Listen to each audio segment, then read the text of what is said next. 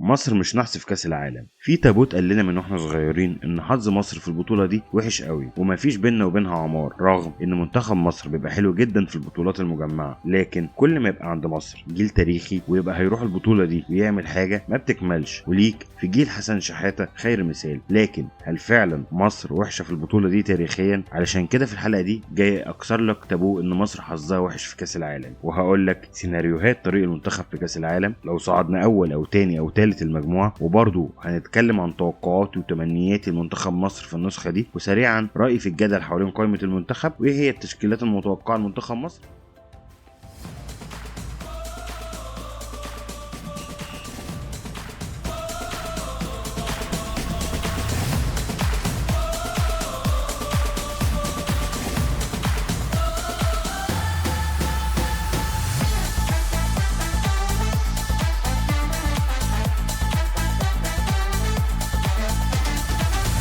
اهلا بيك تاني يا صديقي. في 16 مارس 2018 خرج علينا جوزيه مورينيو في مؤتمره الشهير اللي اتسمى بالهيريتيج سبيتش. I say to the fans that the fans are the fans and the fans have the right to have their opinions and to have their reactions. ومن غير ما ادخل في تفاصيل المؤتمر، لكن في نقطة مهمة جدا أثرها مورينيو: الموروث الكروي. الجماهير دايما بتبص لفريقها على الأساس اللي هم دايما متعودين عليه أو شافوه، زي ما كان جماهير اليونايتد متعودين على إنجازات فيرجسون، ودلوقتي اليونايتد ما بقاش هو نفسه النادي اللي بناه فيرجسون، فكان دايما الجماهير بتحط النادي بتاعها في خانة أكبر من الواقع بتاعه. على العكس بقى جماهير المنتخب المصري دايما حاطين المنتخب في حتة أقل من حقيقته. لو سمعت أي حد من المحللين هيقول لك منتخب مصر يبقى برافو عليه جدا لو صعد تاني او من احسن توالد، احنا عايزين بس دلوقتي نحقق اول انتصار لينا في المونديال، احنا لو وصلنا دور 16 نبقى عملنا انجاز تاريخي. يا صديقي، مش عايز اعيش في عالم الاحلام واننا مرشحين للقب وطرقنا كلها ورد زي ما في كلام بيتقال دلوقتي من محمد الشناوي مثلا وهو طالع بيقول لك حلم احقق اللقب. دي مش بطوله افريقيا لكن ليه كنا عادي مصدقين ان الاهلي يقدر يروح لبعيد في كاس العالم للانديه عادي، رغم انه كان في مجموعه صعبه فيها انتر ميامي اللي فيها ميسي وسواريز وبالميراس البرازيلي وبورتو البرتغالي، وكان فعلا قريب قوي انه يكسب انتر ميامي لولا اصابه امام عاشور اللي كان رقت وعقل الاهلي، ورغم ده الماتش خلص 0-0. وبرده ماتش بورتو اللي خلص 4-4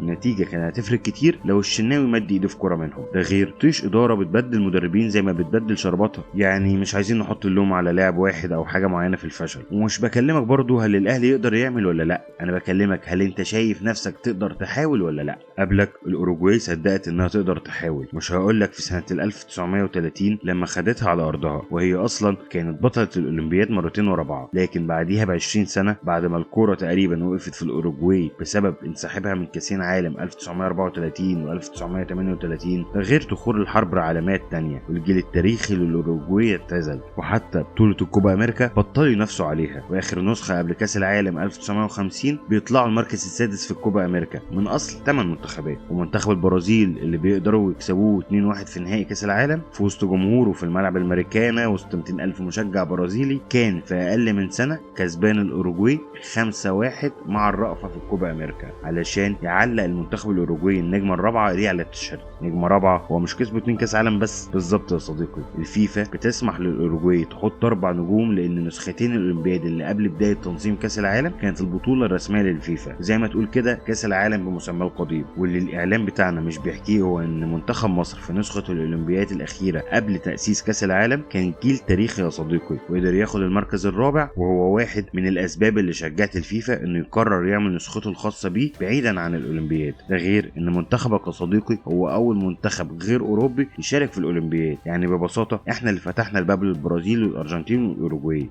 تخيل يا صديقي ان منتخب مصر اللي كان رايح بطوله 1930 ولولا توهان السفينه في البحر فما اتحركتش من المينا في ميعادها حرم البطوله من منتخب مرشح للقب. يا صديقي، المنتخب المصري كان مرشح مش مجرد مشاركه شرفيه. هو في النسخه اللي بعديها شارك وخرج من دور ال16، لكن بعد ماتش قوي قصاد فريق المجر التاريخي اللي خلص 4-2 بهدفين لعبد الرحمن فوزي. لكن مصر بعدت كتير عن البطوله معظم الوقت لاسباب سياسيه واحيانا اسباب اقتصاديه، يعني وفي نسخة 1938 القرعة وقعت مصر قصاد رومانيا في التصفيات، والماتش كان هيتلعب في نهار رمضان، وده اللي كان مرفوض من الاتحاد المصري واللي اعتبرته الفيفا انسحاب. وفي سنة 1950 ارتفاع تكلفة السفر للبرازيل، وما كانش فيه وعود من البرازيل بتحمل تكلفة الانتقال والإقامة، ده على عكس بطولة الأوروجواي في 1930. وفي نسخة 1954 كانت مصر دخلت في ثورة 1952، وكان في عدم استقرار، يعني بنتنقل من الملكية للجمهورية، تأميم قناة السويس وحوارات كتير، لكن برضو مصر بتدخل التصفيات وبتقع قصاد المنتخب الإيطالي اللي بيخرجها بسكور كبير. في نسخة 1958 بتقاطع المنتخبات العربية والإسلامية البطولة والتصفيات بعد ما دخلوا المنتخب اللي ما يتسماش. وفي نسخة 1962 اتحدد ماتشات التأهل في ميعاد ومكان غير مناسب في السودان بسبب هطول الأمطار الصيفية، لكن بترفض الفيفا طلب مصر والسودان بتغيير ميعاد ومكان الماتش واعتبرتهم منسحبين. وفي نسخة 1966 كل المنتخبات الإفريقية بتنسحب من البطولة طلبا منهم ان يبقى ليهم مقعد محدد للبطولة. وفي بطولة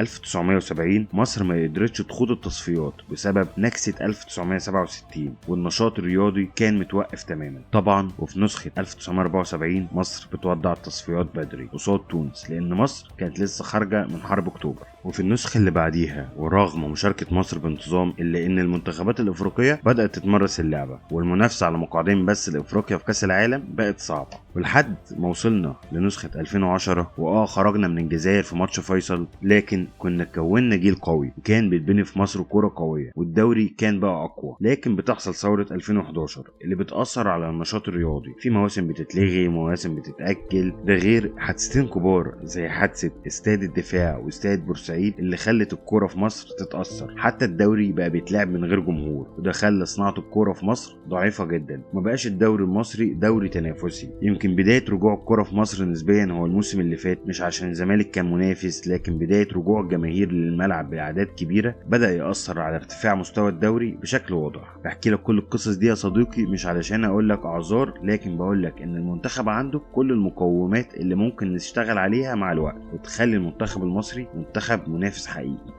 احنا بعيد دلوقتي لكن احنا لسه عندنا الامكانيات اللي تخلينا نروح بعيد في البطولة، وده اللي هينقلنا للنقطة اللي بعديها، ايه مستقبل مصر في البطولة.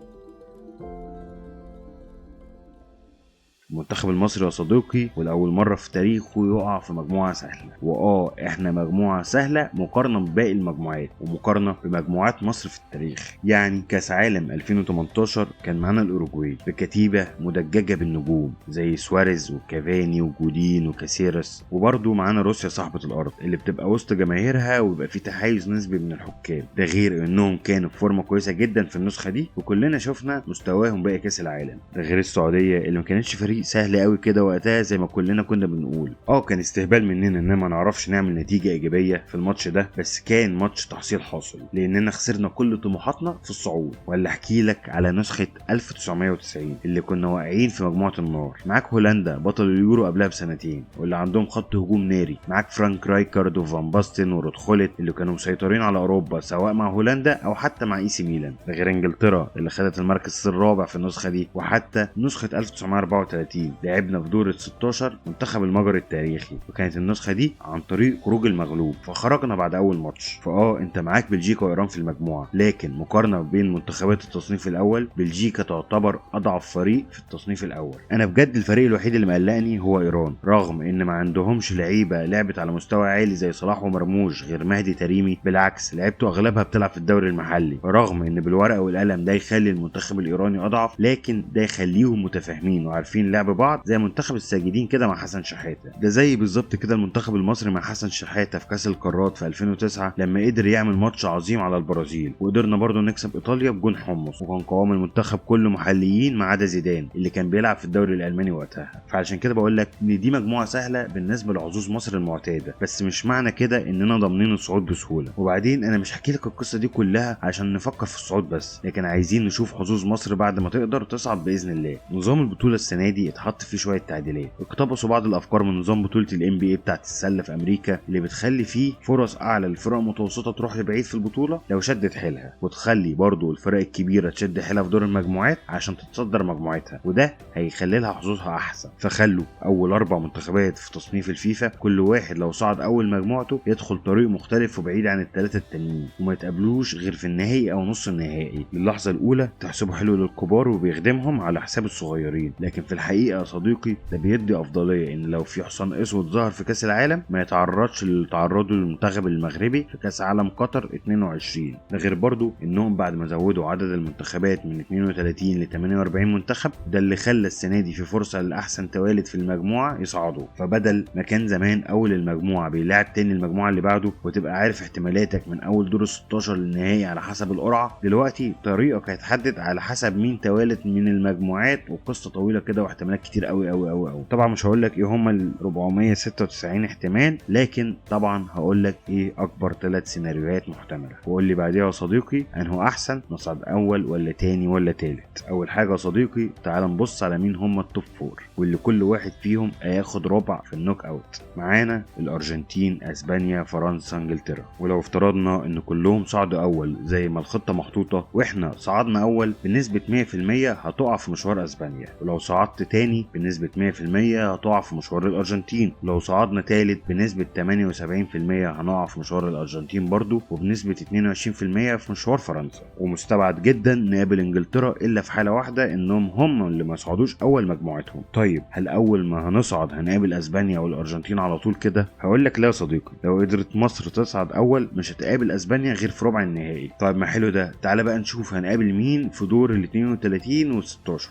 نفتح الاول شيت الاحتمالات، وبعد ما عملت شويه احصائيات وشويه حسابات وشويه معادلات طلعت لنا النتيجه دي. بنسبه 63% هنقابل ثالث المجموعه ايه اللي هيبقى بين البوسنه او جنوب افريقيا، وبعديها في دور ال 16 اول المجموعه دي اللي هيبقى بين استراليا وامريكا، وبعديها توصل لاسبانيا في دور الثمانيه. او بنسبه 18% هنقابل ثالث المجموعه اتش اللي هيبقى بين كاب فيردي والاوروجواي والسعوديه، وبرضه بعديها هتقابل امريكا او استراليا، بعد كده اسبانيا في دور الثمانيه. او بنسبه 10% هنقابل ثالث المجموعه جي اللي هيبقى بين الاردن والنمسا، وبرضه امريكا واستراليا بعديها اسبانيا في دور الثمانيه. او بنسبه 1% هنقابل ثالث المجموعه ايه اللي هيبقى بين كوت ديفوار والاكوادور، وبرضه امريكا واستراليا بعديها اسبانيا في دور الثمانيه. بس انت عارف ايه اللي هيحصل بجد لو مصر قدرت تصعد اول المجموعه؟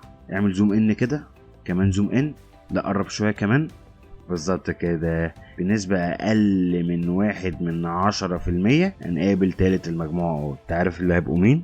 أيوة هم السنغال، ولاد السنغال. وكالعادة ماني أول ما يشوف صلاح يقول له ايوه صلاح، ده احنا اللي خلينا الشكرمون تخفى الطرارولي. طيب لو صعدنا تاني المجموعة هنقابل على طول أمريكا أو أستراليا في دور ال 32، بعديها الأرجنتين، أو احتمال ضعيف نقابل أسبانيا برضو، لكن لو خيشت في مجموعتها وصعدت تاني وقابلت الأرجنتين وكسبتها. لكن بقى لو صعدنا تالت المجموعة قدامنا سيناريوهين، بنسبة 78% هنقابل أول المجموعة اللي فيها كندا وسويسرا وقطر والبوسنة، وبعديها البرتغال في دور 16، وبعديها الأرجنتين في دور الثمانية. معتقدش خالص إن مصر الدولة اللي هتبوظ سيناريوهات كرة القدم وهتمنع ان الدون وميسي يقابلوا بعض في ماتش في كاس العالم، فاكيد هنخرج في دور ال 16. والاحتمالات التانية هنقابل اول مجموعة فرنسا اللي فيها الشلكش، ايرلينج هالاند وجيس وات ساديو ماني اللي هيقرر يعمل مفاجأة ويصعد بالسنغال اول مجموعة عشان يقابل صلاح ويطلعه بالبلنتيات. انا قلت لك يا صديقي كل احتمالات، وعشان كده بقول لك اننا لازم نكسب ماتش بلجيكا. لو قدرنا نكسبه هنروح بعيد في كاس العالم، ممكن جدا نوصل لحد دور الثمانية، وما تعرفش مع المومنتم اللي الفريق هياخده مع الماتشات والثقة ممكن نروح لفين وممكن نروح ابعد ولا لا. طيب يا صديقي، هل فعلا نقدر نكسب بلجيكا؟ ده اللي هيودينا للنقطة المهمة، قيمة المنتخب والشكل اللي هنلعب فيه في البطولة. طبعا سمعنا كلنا جدل كتير حوالين مصطفى محمد واختيارات حسام حسن. طيب هو ساب مين ومين كان المفروض ياخده؟ انا هكون صريح معاك، انا على المستوى الشخصي زعلت جدا انه ما خدش مصطفى محمد، مش بس علشان بحب مصطفى، لكن برضو مصطفى ممكن يبقى اوبشن معاك هجومي، وانا كمتفرج دايما بميل للاوبشنات الهجوميه وعايز ده وده وده وده. لكن هتقول لي حمزة عبد الكريم ولا مصطفى؟ اقول لك لا طبعا عايز حمزة. ما اعرفوش وما شفتوش، بس بس البطولات زي كاس العالم دي معموله عشان اللعيبه الصغيره دي تجري وتعافر عشان تلمع. بيليه لما لمع في كاس العالم كان عنده كام سنه؟ ولا مارادونا في كاس عالم 82 ما خدش البطوله، بس ساعتها عرفنا مين هو مارادونا، وتحول من مجرد لعيب مهاري في حواري الارجنتين لمارادونا اللي عامل واحده من افضل واقوى الاداءات الفرديه اللي بتقدر تاخد كاس العالم في نسخه 86. طيب هل انا عندي اعتراض حقيقي على القايمه؟ تقريبا وبنسبه 95% لا. هو لعيب واحد اللي عندي عليه علامات استفهام كتير، محمد اسماعيل. هو بلا شك احسن مدافع في الدوري المصري في الموسم اللي فات، وعمل اداءات خرافيه مش بس في قلب الدفاع لا وكمان كباك يمين بعد اصابه عمر جابر، وقدر يلعبها، وخصوصا ان في مصر كلها في مشكله كبيره في الباكات. يعني لحد دلوقتي مش لاقيين بديل لمحمد هاني اللي هو نفسه مش افضل حاجه، بس هو قادر يغطي المركز ده. لكن افرض اتصاب ولا حتى خد طرد زي ماتش جنوب افريقيا في افريقيا كده، هتبقى مصيبه في كاس العالم. هنقعد بعدها نليسها ونشوف امام ولا زيزو خط المركز ده. بس عموما انا مبسوط باختيار زيكو والاجوان اللي بيجيبها وبيقدر يخطفها. وعموما انا عندي ثقه ان حسام حسن لو كان شايف فايده في حد كان خده، مش علشان ثقه فيه هو، لكن هو دي طبيعه حسام حسن، ما بيحبش يخسر وهيعمل اي حاجه عشان يكسب ماتش. عصبي وعندي احيانا لا كتير، بس هيعمل اي حاجه في مصلحته انه يكسب، هيعمل اي حاجه عشان يكسب اي منافسه. ماتش بلاي ستيشن، ماتش بلياردو، وماتش بلياردو دي مش مبالغه مني، واسمع حتى صلاح عبد الله. وكان في حادثه شهيره بقى، عمل ايه معاك بقى لما كسبت ولا؟ لا هو حسام بس خلوا بعد كده بقى يقعد يشوفني ونتقابل في البرنامج يقول لي ما خلاص بقى وبتاع. لا هو حسام ربنا يبارك في صحته يا رب، بيحب يكسب، ما بيحبش يخسر ابدا. ما بيحبش يخسر ابدا. لعبنا بلياردو وانا يعني كنت مستعجل، فلعبته جيم وكده فغلبت. عايز امشي بقى اروح مشواري وهرجع تاني يعني. ايوه. الفتره دي كنا احنا بنتجمع على طول في نادي بلياردو يعني. ف جيت امشي قال لي لا راح فين؟ راح فين؟ ما انا قايل لك يعني امشي ولا لو انت قاعد انا هرجع تاني. قال لي لا العب كمان جيم. مش هسيبك لازم اكسب. حسام بطبيعته بينتمي للفريق اللي لابس تيشيرت. لما لبس تيشيرت الزمالك حسسك انه زملكاوي ولكنه لعب في الاهلي في يوم، ولما لعب للمصري ولا الترسانه ما حسيتش انه خط عتبه باب الزمالك قبل كده. هو ده طبعه، يمكن الحاجه الوحيده الثابته في مسيرته هو ابراهيم، معاه في اي حته مطرح ما يروح.